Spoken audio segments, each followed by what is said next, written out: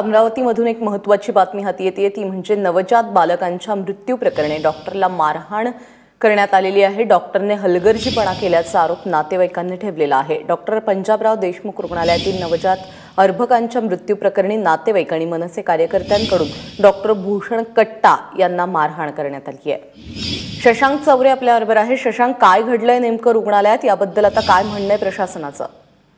जे नातेवाईक आहे ते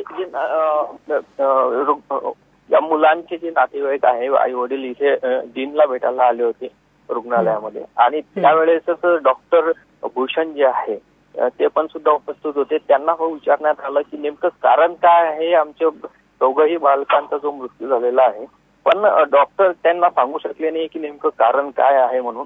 तर संतप्त झालेल्या नातेवाईकांनी आणि तिथे मनसे कार्यकर्ते काही उभे होते, त्यांनी डॉक्टरांना मारहाण केलेली आहे आणि डीनच्या कार्यालयामध्येच मारहाण झालेली आहे।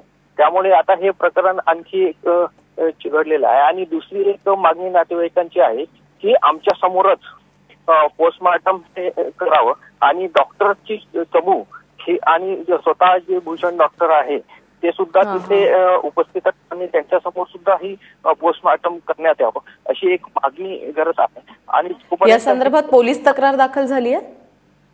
पोलीस सुद्धा मोठ्या प्रमाणात दाखल झालेली आहे, कारण हे सर्व नातेवाईक आणि जे काही मंडळी आहे यांच्या मुलांचे आणि हे सर्व जमा झालेले आहे आणि जोपर्यंत हे अशा पद्धतीने पोस्टमार्टम होत नाही तोपर्यंत आम्ही बाळांचे पोस्टमार्टम करणार नाही अशी भूमिका या नातेवाईकांनी घेतलेली आहे।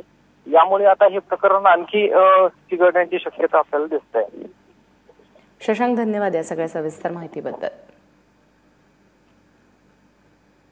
त्यामुळे अमरावतीतले हे प्रकरण आता आणखी चिघळण्याची शक्यता आहे। बालकांच्या मृत्यू प्रकरणी आता मनसे कार्यकर्त्यांनी मारहाण केलेली आहे डॉक्टर भूषण कट्टा यांना।